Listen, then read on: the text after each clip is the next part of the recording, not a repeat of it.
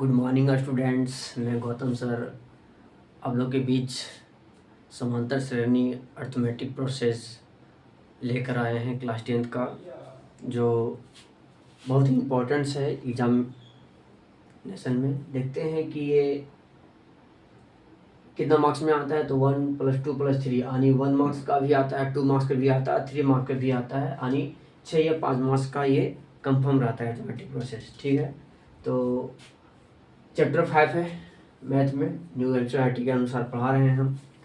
यदि हमारा वीडियो आपको अच्छा लगता है, यूजफुल होता है, तो हमारे वीडियो को लाइक शेयर कमेंट ज़रूर करें और एक दूसरे के पास या अपने दोस्त के पास शेयर ज़रूर करें। ठीक है, तो सबसे पहले हम डेफिनेशन चलते हैं, इंट्रोडक्शन क्लास चलते हैं। सीक्वेंस किसे कहते हैं? तो some number arranged in the defined order according to the definite rule are said to be form sequence। यानी कहता है कि सम कुछ नंबर है जिसको हम अरेंज करते हैं। क्या करते हैं? अरेंज करते हैं इन द डेफिनिट ऑर्डर, को भी एक ऑर्डर में। ठीक है, according to the definite rules are said to be form the sequence. उस फॉर्म को क्या कर सकते हैं हम? सीक्वेंस कहते हैं। कोई दिक्कत नहीं है? तो नहीं। अगला nth टर्म। nth टर्म क्या होता है? तो the number occurring at the nth places of the sequence is called its nth term। यानी कोई प्लेस में इंडिफिनिट तक कोई भी नंबर जाता है उसे हम nth टर्म बोलते हैं। और कैसा होगा? वो सीक्वेंस में जाता है। किस में जाता है? सीक्वेंस में जाता है। It is denoted by tn या an। tn या an में इंडिकेट करते हैं। Progression, a sequence which follow a definite pattern are called progression। यानी कोई भी सीक्वेंस को निम्नलिखित डिफिनेट पैटर्न में अरेंज किया जाता है, समझाया जाता है, उसे हम क्या बोलते हैं? प्रोग्रेशन कहते हैं। प्रोग्रेशन 3 टाइप्स के होता है, एपी, जीपी और HP. AP arithmetic process, GP geometric process और एचपी हार्मोनिक प्रोसेस। तो क्लास 10th में ओनली एपी के बारे में चर्चा किया गया है, क्लास 11th में जीपी के बारे में चर्चा किया गया है और कुछ हार्मोनिक एचपी के भी बारे में चर्चा किया गया है। विस्तार से बीएससी में एचपी का विस्तार किया गया है। तो आगे हम कुछ इंट्रोडक्शन देंगे जीपी और एचपी का, और विस्तार से हम एपी के बारे में पढ़ेंगे।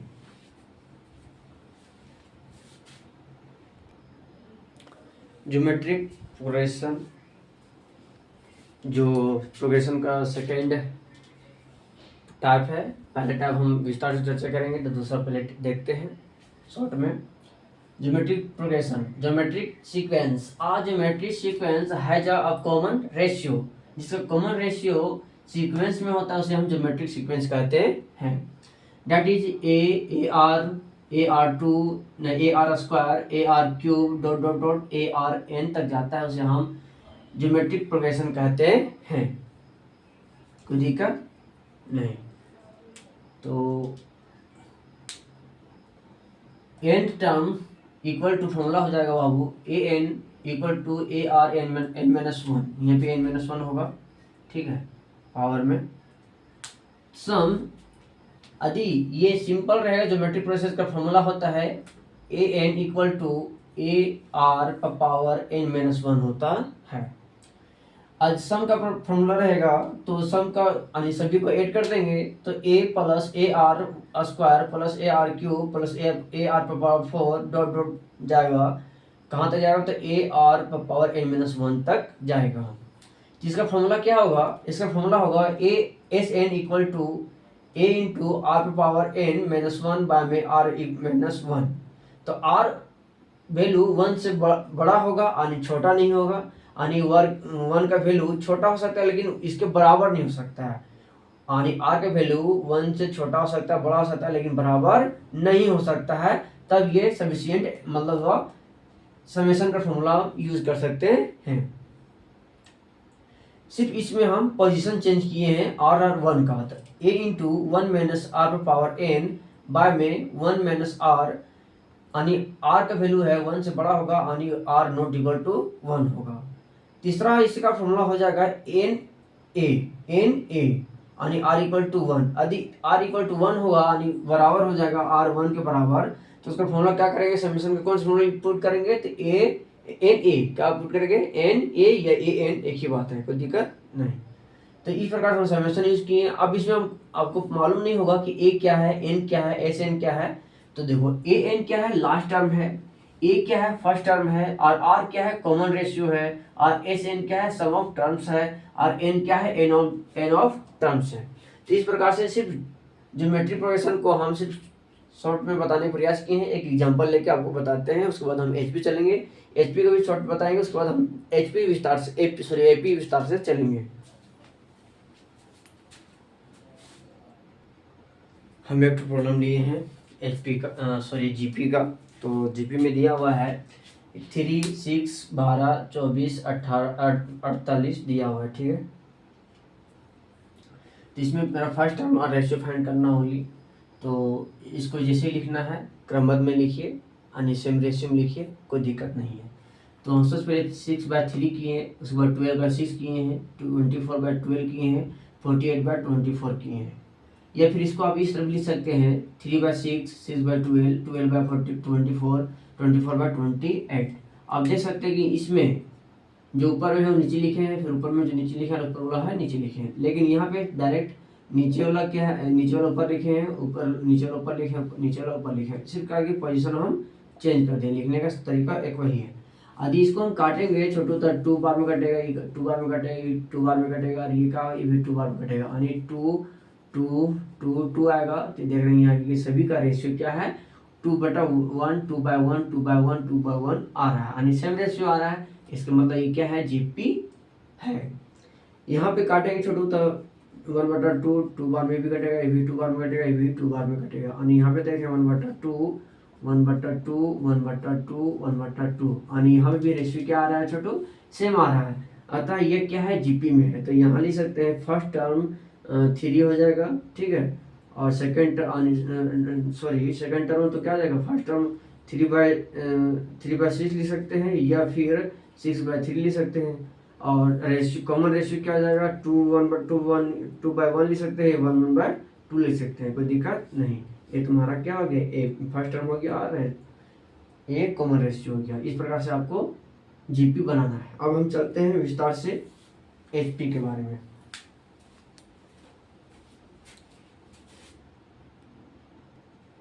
चलिए अब हम एचपी के बारे में जानते हैं। तो इसका फुल नेम होता है harmonic progression. It is a sequence where the reciprocal of the term of an AP, यानी एपी का जब रेसिप्रोकल कर देंगे तो हम उसको एचपी कहेंगे, यानी हार्मोनिक प्रोग्रेशन कहेंगे।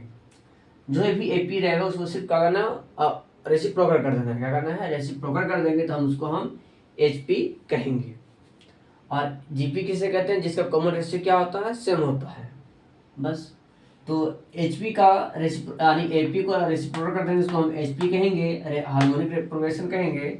That is 1/a, 1/a plus D, 1/a plus 2d, 1/a plus 3d dot ये एंड टर्म तक जाएगा, ठीक है। Where a plus D, a plus 2d, a plus 3d dot N तक जाएगा। इसको हम क्या बोलेंगे, एपी बोलेंगे। क्या बोलेंगे, एपी, यानी ये ई क्या है, इसके जगह पे ये एपी है, ठीक है। एपी बताएंगे, एपी क्या है हम अगला नहीं बताएंगे। अब इसका फॉर्मूला क्या होता है, तो एन टर्म जब एपी निकालना जीपी निकालना रहेगा तो इसका फॉर्मूला होता है a N equal to 1/a plus 1/a plus N into 1 गुने डी, ठीक है। तो समेशन का फॉर्मूला हो जाता है S N equal to 1/d in 2a plus 2n minus 1 into D by में 2a माइनस डी होता है, ये प्लस है। तो ये तो फॉर्मूला आपको हम एचपी के बारे में बताएं, और एचपी क्या है। अब हम चलते हैं विस्तार से एपी के बारे में।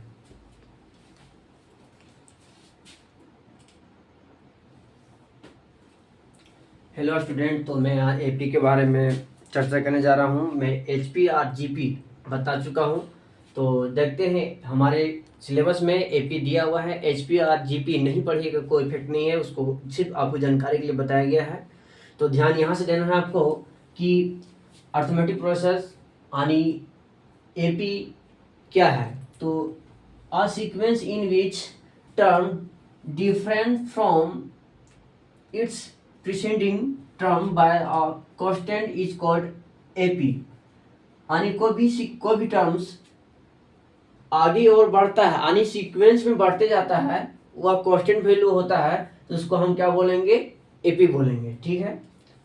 Arithmetic series by adding the terms of an AP, यानी जो कांस्टेंट वैल्यू दिया रहेगा उसमें हम किसी डिजिट को ऐड करेंगे और वह सीक्वेंस में आएगा, मतलब एक से एक कंटिन्यू नंबर आएगा, तो उसको हम क्या बोलेंगे? अर्थमेटिक प्रोसेस बोलेंगे। We get the corresponding arithmetic series, उसको हम अर्थमेटिक सीरीज कहेंगे। की पॉइंट, ए एन या टी एन, हमारे लिए सिलेबस में जब ए एन या टी एन लिखा रहेगा तो उसको हम लास्ट टर्म कहेंगे या लास्ट टर्म समझेंगे। ठीक है। ए इक्वल टू क्या होगा? मेरा फर्स्ट टर्म होगा, और एन क्या होगा? नंबर ऑफ टर्म्स होगा, और डी क्या होगा? कॉमन डिफरेंस होगा। डी क्या होगा? मेरा कॉमन डिफरेंस। तो कॉमन डिफरेंस कैसे निकालेंगे? तो कॉमन डिफरेंस का फॉर्मूला होता है छोटू, upper terms minus lower terms. क्या होता है? अपर टर्म्स फॉर्मूला लिख सकते हैं, D equal to upper terms minus lower terms. ठीक है, ये हमारा डी का फॉर्मूला होता है। ये फिर शॉर्ट में लिख सकते हैं, तो ए equal to A2 minus A1, ये शॉर्ट में फॉर्मूला लिख सकते हैं। ठीक है, डी इक्वल टू, तो आपको हम डी का फॉर्मूला बताएं, यानी ए एन या टी एन को क्या बोलेंगे? लास्ट टर्म बोलेंगे, ए को हम फर्स्ट टर्म बोलेंगे, एन को नंबर ऑफ टर्म बोलेंगे, और डी को क्या बोलेंगे? कॉमन डिफरेंस बोलेंगे। कॉमन डिफरेंस किसे कहते हैं? तो the difference between the two terms, यानी दो टर्म्स के बीच का डिफरेंस जो सब्ट्रैक्ट करेंगे और जो मेरा रिजल्ट आएगा उसको हम क्या बोलेंगे? कॉमन डिफरेंस बोलेंगे। तो यहाँ पे अपर टर्म और माइनस लोअर टर्म कर देंगे तो मेरा कॉमन डिफरेंस निकल जाएगा, यानी D2 minus D1, sorry D equal to A2 minus A1। ये कहाँ से आया? A1 A2 कहाँ से आया? तो हम बताते हैं, कोई भी AP इस टर्म में होता है। ठीक है, that is AP A1 A2 A3 A4 A5 dot dot dot कहाँ तक जाएगा? AN तक जाएगा। यानी एपी क्या है? एक सीक्वेंस में दिया हुआ है, A1 A2 A3 A4 A5 dot dot AN तक गया है। ठीक है, तो A1 क्या है? मेरा फर्स्ट टर्म है, और D कैसे निकालेंगे? यानी कॉमन डिफरेंस कैसे निकालेंगे? तो A2 में A1 को सब्ट्रैक्ट कर देंगे तो कॉमन डिफरेंस निकलेगा। A3 में A2 को सब्ट्रैक्ट करेंगे तो कॉमन डिफरेंस निकल जाएगा। A4 में A3 को सब्ट्रैक्ट करेंगे तो मेरा कॉमन डिफरेंस निकल जाएगा। A5 में A4 को सब्ट्रैक्ट कर देंगे तो मेरा क्या निकल जाएगा? कॉमन डिफरेंस निकल जाएगा। यानी D1 इक्वल टू क्या करेंगे? A2 माइनस A1 करेंगे। D2 इक्वल टू क्या होगा? A3 माइनस A2 करेंगे। D3 इक्वल टू क्या होगा? A4 माइनस A3 करेंगे। इस प्रकार से क्या होगा? कॉमन डिफरेंस मेरा निकलते जाएगा। ठीक है, यानी कॉमन डिफरेंस का फॉर्मूला मान सकते हैं यहाँ पे डायरेक्ट कि अपर टर्म्स माइनस लोअर टर्म्स, यानी अपर में ही लोअर टर्म्स को सब्ट्रैक्ट कर रहे हैं तो मेरा कॉमन डिफरेंस निकल जा रहा है। यानी कॉमन डिफरेंस का फॉर्मूला भी बता दिए हैं, पहचानेंगे क्या, उसका नाम क्या है यहाँ बता दिए हैं। अब हम जानेंगे एपी, जिसमें कोई टर्म दिया रहेगा, यानी एपी कुछ सीक्वेंस में एक दो सीक्वेंस दिया रहेगा, उसके बाद पूछेगा कि 4 टर्म्स क्या होगा, 5 टर्म्स क्या होगा, एनवा टर्म्स क्या होगा, 6 टर्म क्या होगा, तो उसको निकालेंगे कैसे? तो निकालने का कुछ ट्रिक बताया है, जैसे कि इस यहाँ से हम फॉर्मूला निकालेंगे एपी का। तो राइट द एपी, एपी को किस प्रकार से लिखेंगे? तो A1 इक्वल टू का होगा ए होगा, A2 इक्वल टू का होगा A प्लस डी होगा, यानी A1 का फॉर्मूला हम क्या निकाल रहे हैं? A1 इक्वल टू ए होगा, A2 का फॉर्मूला क्या होगा? A प्लस डी होगा। तो डी क्या मेरा कॉमन डिफरेंस है और A क्या मेरा फर्स्ट टर्म है। ठीक है, A3 इक्वल टू फॉर्मूला क्या होता है? A प्लस 2D होता है। A4 इक्वल टू क्या होता है? A प्लस 3D होता है। A5 इक्वल टू क्या होता है? A प्लस 4D होता है। A6 इक्वल टू क्या होता है? A प्लस 5D होता है। A7 इक्वल टू क्या होता है? A प्लस 6D होता है। इसी प्रकार से ये टर्म इंक्रीज क्या होता है? हमेशा इंक्रीज होते जाता है, बढ़ते जाएगा। इसी प्रकार से जब अनंत तक जाएगा यानी एन टर्म तक जाएगा तो ए एन इक्वल टू क्या होगा? A plus N minus 1 into D होगा। अब डी क्या है तो कॉमन डिफरेंस है। ये n-1 क्या है लिखे, क्योंकि यहाँ पे a 7 था तो ये इसको घटा के 6d लिखे हैं। यहाँ पे a 6 था तो ये इसको एक घटाकर ये 5d लिखे हैं। यहाँ पे a 5 था तो ये इससे 5 से एक घटाकर ये 4d लिखे हैं। तो इससे प्रूफ हो रहा है कि जितना निकालना रहता है उससे एक घटाकर डी में जो कॉमन डिफरेंस उसमें क्या करते हैं मल्टीप्लाई कर देते हैं और फर्स्ट टर्म में 8 कर देते हैं तो वह टर्म हमारे लिए क्या जाता है निकल जाता है। इसी प्रकार से जब एनवा टर्म निकालना रहेगा बाबू तो एनवा टर्म में एक सब्ट्रैक्ट करेंगे उस और डी से मल्टीप्लाई कर देंगे और ए से 8 कर देंगे तो मेरा एनवा टर्म निकल जाएगा। इस प्रकार से हम इस एपी का फॉर्मूला निकाल चुके हैं जनरल फॉर्म। तो ये लिखे general form of AP equal to A N equal to A plus N into sorry A N equal to A plus into n-1 गुने डी इंटू डी होता है। ये क्या मेरा एपी का फॉर्मूला होता है। यानी यहाँ पे प्लस होगा A N equal to n-1 गुने डी। ये क्या होता है मेरा एपी का जनरल फॉर्म है। तो एन क्या मेरा लास्ट टर्म है, ए क्या मेरा फर्स्ट टर्म है, एन क्या है नंबर ऑफ टर्म है और डी मेरा क्या है कॉमन डिफरेंस है। इस प्रकार से हम एपी का जनरल फॉर्म बता चुके हैं। एपी जितना है इसी में है, ठीक है। अब इसके बाद हम एक्सरसाइज में चलेंगे।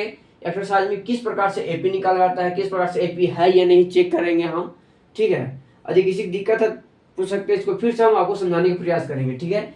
एपी क्या है उसको छोड़ो, एपी का फॉर्म क्या है वहां से बताते हैं। एपी का फॉर्म हमेशा A1 A2 A3 A4 A5 dot dot A तक जाएगा। यानी कोई भी सीक्वेंस दिया रहेगा वह एक कॉमन डिफरेंस क्या होना चाहिए सेम होना चाहिए तो हम उसको एपी कहेंगे। सब उसके लिए 2 का फैक्टर है यानी 2 का मल्टीपल है 2 4 6 8 10 डॉट डॉट गया है तो 2 4 6 8 तो 4 में 2 को सब्ट्रैक्ट करेंगे तो 2 आएगा, 6 में 4 को सब्ट्रैक्ट करेंगे तो 2 आएगा, 8 में 6 को सब्ट्रैक्ट करेंगे तो 2 आएगा।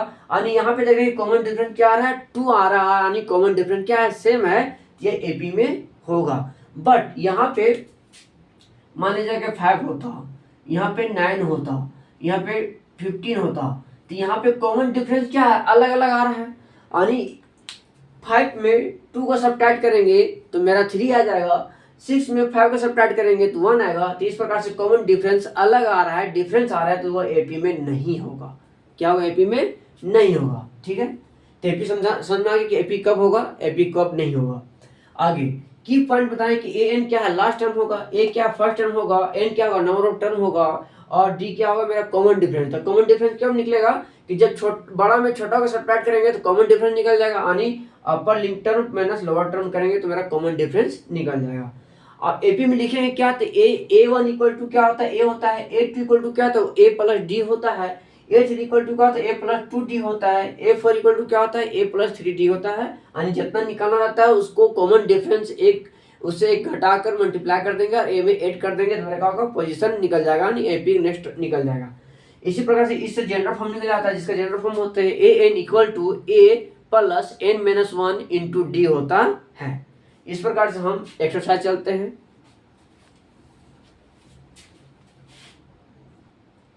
चलिए एक्सरसाइज 5.1 हम चल रहे हैं बाबू। तो हमारे पास हिंदी बुक है, आपके पास इंग्लिश वर्जन का बुक होगा तो देखिए बनाने का तरीका तो सेम रहेगा, सिर्फ लैंग्वेज आपका हिंदी इंग्लिश होगा, मेरा हिंदी है, ठीक है, लेकिन मीनिंग वही है। देखते हैं क्या बोलता है कि निम्नलिखित स्थितियों में से किन स्थितियों में संबंध संख्याओं की सूची एपी है और एपी नहीं है। क्यों और एपी क्यों नहीं है उसका रीजन पूछ रहा है। एपी है तो क्यों है उसका भी रीजन हमको पूछा है, ठीक है। तो पहला पढ़ते हैं लैंग्वेज प्रॉब्लम। प्रत्येक किलोमीटर की बाद का टैक्सी का किराया जबकि प्रथम किलोमीटर के लिए किराया 15 रुपया है। यानी को टैक्सी है जो चलता है तो प्रथम किलोमीटर जो प्रत्येक किलोमीटर का टैक्सी है वो क्या है 15 रुपया है। अब कहता है कि और प्रत्येक अतिरिक्त किलोमीटर के लिए किराया 8 रुपया इंक्रीज हो जाता है, 8 रुपया हो जाता है। तो पहला बता रहे बाबू, पहला का पहला एक टैक्सी है यहाँ पे जो चलना स्टार्ट करता है तो 1 किलोमीटर चलता है तो 15 रुपये लेता है। इसके अतिरिक्त चलता है छोटू तो 8 रुपये क्या करता है इंक्रीज करते जाता है। क्या होता है 8 रुपये इंक्रीज करते जाता है। तो फर्स्ट 1 किलोमीटर चला तो 15 रुपये गया। इसके बाद इसके और अलावा किलोमीटर किया तो उसमें क्या हो गया, 15 रुपया तो देना ही पड़ेगा, प्लस में उसको 8 रुपया और इंक्रीज करके देना पड़ेगा, यानी वो अधिक चला इसके लिए 8 रुपया उसको ऐड करके देना पड़ेगा। है जी, 8 रुपया है ना। आगे तीसरा चलेगा तो 15 + 8 चलेगा, यानी इसी प्रकार से क्या होगा, इंक्रीज करेगा, जितना अधिक चलेगा उतना 8 रुपये क्या करेगा पर किलोमीटर पर ऐड करके देगा। तो यहाँ पे देख रहे हैं कि फर्स्ट टर्म में 15 हो गया, और 15 किसी जोड़ेंगे छोटू तो इधर 5 10 और 10 करना, इसको ऐड करो तो 20 और 23 हो जाएगा। फिर इसको 23 में ऐड करेंगे छोटू तो क्या हो जाएगा, 31 हो जाएगा। तो इस प्रकार से क्या होगा, पूरा टर्म जाएगा। अब पूरा टर्म जाएगा तो इसको देखो यहाँ पे कॉमन डिफरेंस देखो, ये अपने से कॉमन डिफरेंस सेम है कि नहीं। यदि कॉमन डिफरेंस सेम है तो वो एपी में होगा, और कॉमन डिफरेंस सेम नहीं है तो एपी में नहीं होगा। ठीक है, तो यहाँ पे देखो छोटू, इसको कॉमन डिफरेंस सबसे पहले इसको A1 मानेंगे, A2 इसको मानेंगे, A3 मानेंगे। इसी प्रकार से ये आगे बढ़ते जाएगा। तो A1 मेरा क्या है 15 है, और A2 = 23 है। ठीक है, और कॉमन डिफरेंस का फॉर्मूला होता है छोटू, A2 - A1 होता है, यानी 23 - 15 करेंगे छोटू तो क्या आएगा, 8 आएगा। उसी प्रकार से D1 D2 भी निकालेंगे तो A2 - A3 - A2 करेंगे तो 31 - 23 करेंगे तो मेरा क्या आएगा, 8 ही आएगा। तो यहाँ पे देख रहे हैं कि D1 D2 यानी कॉमन डिफरेंस क्या है, सेम है, तो लिखेंगे D यानी common difference are same, so this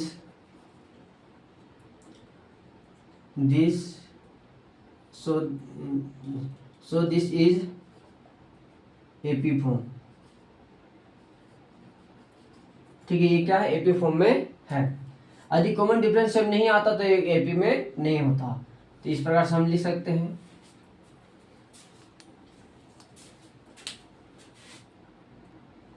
दूसरा नंबर बोलता है छोटू,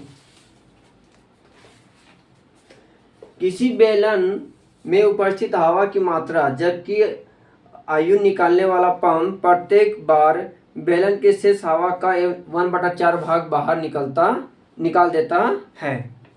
देखो दूसरा नंबर बोलता है कि एक सिलेंडर है छोटू, इसमें हवा भरा गया है, क्या किया गया है, इसमें हवा भरा हुआ है। ठीक है, तो इसमें जब हवा निकालता है, जो एक पेप है जो हवा निकालता है 1/4 पार्ट का होता है, डिवाइड मतलब 1/4 पार्ट का होता है, हवा निकालता है। तो हम जानते हैं कि जो ऊपर में रहता है छोटू उसको बोलते हैं टोटल टर्म्स, यानी टोटल क्या है, टोटल में कितना 1 है, और टोटल में से कितना हवा निकल रहा है तो इसको शेष बोलेंगे, जितना निकल रहा है।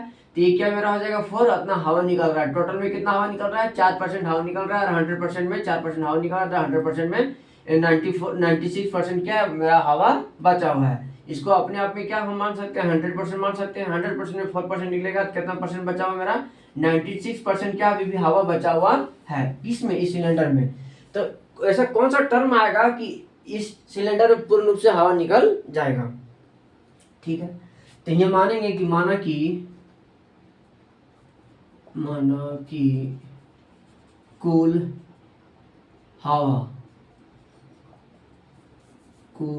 हवा x है, क्या है, x है, यानी सिलेंडर में टोटल हवा कितना है छोटू, x है। तब पूछ रहा है कि ये 1/4 भाग से तो हवा निकल जाता है। तो इसको हम एक इक्वेशन में कन्वर्ट करके देखेंगे कि इक्वेशन में निकलने के बाद ये एपी में है या नहीं है। तो चलो x टोटल हो गया, उसके बाद ये तो टोटल है, अब इसमें कहा तो 1/4 भाग हवा निकल जा रहा है तो x हो जाएगा। तो ले सकते हैं x - 1/4 करेंगे, लेकिन टोटल कितना माने हम x, तो x माने हैं तो 1/4 के जगह 1 के जगह हम क्या करेंगे, यहाँ पे 1 x से मल्टीप्लाई कर देंगे छोटू, 1 × x कर देंगे, तो इसको लिख सकते x - x/4। ठीक है, इसी प्रकार से ये भी जाएगा। तो इसको सोल्व करेंगे छोटू तो क्या होगा, 4x - x/4 यानी 3x/4 आएगा। कौन आएगा, इसको सोल्व किए हैं। ठीक है, इसको हम सोल्व किए इसको इस तरह लिखे, फिर इसको सोल्व किए तो मेरा 3x/4 आया है। ठीक है, तो इस प्रकार सोल्व करेंगे तो इस प्रकार से ये क्या होगा, इंक्रीज करते जाएगा। तो मेरा कौन सा टर्म इंक्रीज हो करेगा, तो 3/4 पहला है, दूसरा क्या होगा 3, इसको हम लिखते हैं नीचे छोटा हूँ। ठीक है, चलो तो यहाँ पे देख रहे हैं टोटल मेरा क्या है, x है। सेकेंड टर्म जब x/1/4 भाग हवा निकल जाता है तो क्या बचेगा, 3x/4 निकलेगा। उसके बाद r जो बचा वो कितना निकलेगा, 3/4 का होल पावर 2 निकलेगा, इंटू एक्स करेगा। यानी 3 फिर नेक्स्ट टर्म निकलेगा 3/4 का होल क्यूब इंटू एक्स निकलेगा। इस प्रकार से क्या होगा, मेरा गैस का हवा है क्या निकलते जाएगा। तो इस प्रकार जब हम इसको सब्ट्रैक्ट करेंगे, यानी A1 A2 A3 A4 हम इसको मान लिए। अब इसको इससे सब्ट्रैक्ट करेंगे तो क्या कॉमन सही सेम आएगा। चलो सब्ट्रैक्ट करके देखते हैं। तो D1 इक्वल टू क्या हो जाएगा, 3x, यानी पहले फॉर्मूला लिखते हैं A2 minus A1 equal to 3x/4 minus X. जब इसको सब्ट्रैक्ट करेंगे छोटू तो 3x माइनस 4x बाय में 4 इक्वल टू माइनस x/4 आएगा। चलो D2 इक्वल टू छोटू क्या हो जाएगा फॉर्मूला मेरा, यानी यहाँ पे 3/4 का होल स्क्वायर है तो 3 का स्क्वायर 9 हो जाएगा, 4 का स्क्वायर 16 हो जाएगा। तो 9/16 x माइनस 3x/4। तो इसको सब 16 और 4 कैल्शियम लेंगे 16 हो जाएगा, सपोज के लिए 16 ही आएगा। तो 16 इसका होगा कट जाएगा 9x माइनस 4 चौके 16, 4 बार में जाएगा, 4 से मल्टीप्लाई जाएगा, 3 4 12x। तो इसको सब्ट्रैक्ट करेंगे तो क्या हो जाएगा, इधर से 2 और 1 3, 3x/16 आएगा। तो यहाँ हम दे सकते हैं D1 और D2 बराबर तो नहीं है, नॉट इक्वल टू है। तो लिखेंगे यहाँ पे कि D यानी कॉमन, ये डायरेक्ट लिख सकते हैं D1 not equal to D2, या फिर लिख सकते हैं common difference is not same, so this is not form of AP। ये AP में नहीं है, कोई दिक्कत। चलिए इसको लिखिए, समझने की प्रयास कीजिए और लिखते जाइए। चलिए 3 नंबर क्या बोलता है, प्रत्येक मीटर की खुदाई के बाद एक कुआं खोदने में आई लागत, जबकि प्रथम मीटर खुदाई की लागत में 150 रुपया है, और बाद में प्रत्येक मीटर की खुदाई की लागत 50 रुपये बढ़ती जाती है। तो यह एपी में होगा या नहीं होगा, सोचो। ये कुआं है छोटू, कुआं खोद रहे हैं हम इसको, ठीक है।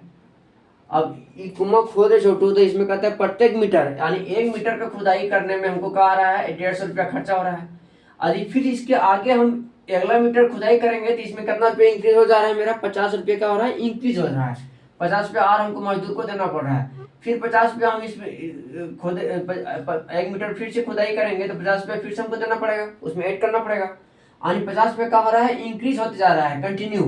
तो ये लिखेंगे पहला हम कितना दे रहे हैं 50 रुपया फर्स्ट में, उसके बाद सेकंड में क्या होता है 50, 150 में 50 रुपये फिर इंक्रीज कर रहे हैं। थर्ड अगला मीटर जब खुदाई कर रहे हैं तो उसमें क्या होगा 50 150 रुपया, उसमें जब अगला ऐड करेंगे तो यानी 50 100 रुपया, यानी ये लिख सकते हैं 50 + 50।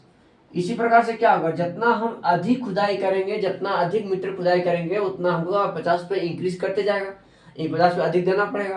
तो ये क्या होगा एपी में होगा, तो इसको ऐड करके लिखते हैं 150 200 250 300 इस तरह करके जाएगा।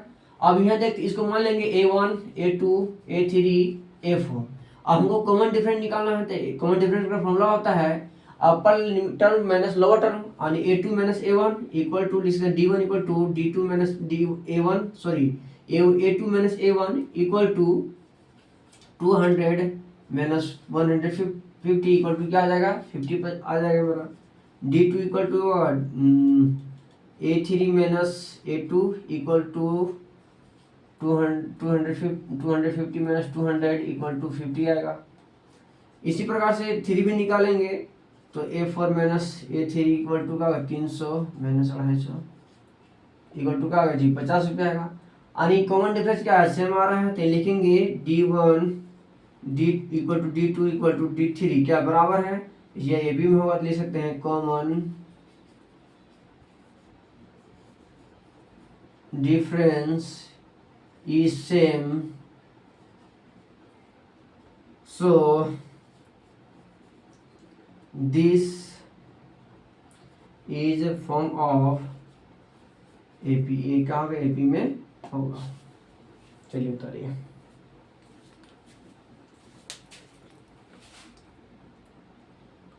चलिए 4 नंबर बताते हैं बाबू।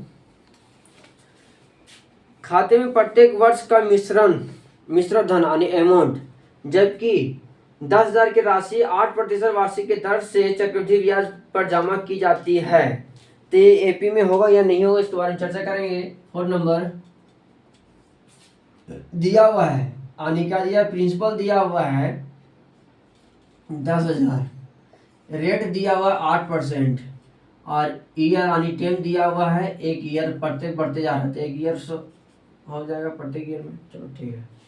तो एक फॉर्मूला होता है बाबू, तुम पढ़ा होगा क्लास 9th में ही पढ़ा होगा।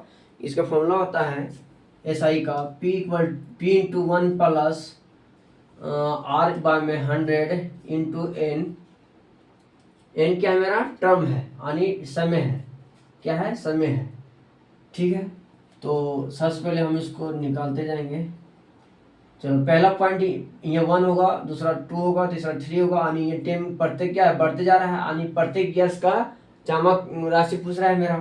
तो इसको पहले फॉर्मूला लिखते हैं, तो P into 1 plus R by 100 1 comma P into 1 plus R by 100 power 2 comma P into 1 plus R by में 100 पावर 3 कॉमा डॉट डॉट क्या है, मतलब बढ़ते जाएगा, हर ईयर तक बढ़ते जाएगा। चलो तो P मेरा क्या है छोटू, 10,000 इंटू 1 प्लस 8/100 पावर 1 हो जाएगा, नहीं पावर 1 लिखे कोई दिक्कत नहीं है। चलो principal 10,000 1 plus 8/100 power 2 dot 10,000 into 1 plus 8/100 power 3 dot इस तरह जाएगा। जब इसको सोल्व करेंगे छोटू, तो सोल्व करने के बाद कॉमन डिफरेंस क्या आएगा, सेम नहीं आएगा। क्यों नहीं सेम आएगा, क्योंकि इसका पावर 1 है, इसका जब पावर 2 है, यानी पावर 2 हो जाएगा तो इसका जो वैल्यू है वो बढ़ जाएगा, यानी 64 और ये क्या हो जाएगा, 10,000 हो जाएगा। इसी प्रकार ये भी यहाँ पे भी अमाउंट बढ़ जाएगा, तो अमाउंट बढ़ जाएगा तो हमेशा अमाउंट क्या है, बढ़ते जा रहा है, अल्टरनेट बढ़ते जा रहा है, स्क्वायर बढ़ते जा रहा है। इसीलिए जब सब्ट्रैक्ट करेंगे तो कॉमन डिफरेंस सेम नहीं आएगा, तो ये एपी में नहीं होगा। क्या होगा, एपी में नहीं होगा। लिखेंगे common difference are not same, so this form of not AP, यानी एपी में ये नहीं होगा।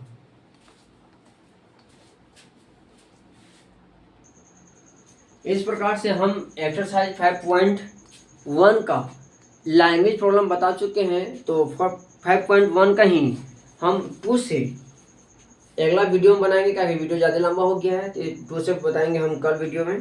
तो आप इसको समझने का प्रयास कीजिए, समझने के बाद कॉपी में राइट डाउन कीजिए, और नहीं समझ में आता है तो बार बार वीडियो देखिए, रोक कर उसको बनाने का प्रयास कीजिए और समझने का प्रयास कीजिए, समझ में आ जाएगा। कोई भी चीज़ को कम से कम 2 से 3 बार देखिएगा तो ऑटोमेटिक दिमाग में घुस जाएगा, और उसको कॉपी में लिखिएगा अपने मन से, तो ऑटोमेटिक आपका ही हो जाएगा। ठीक है, वो किताब का नहीं रहेगा।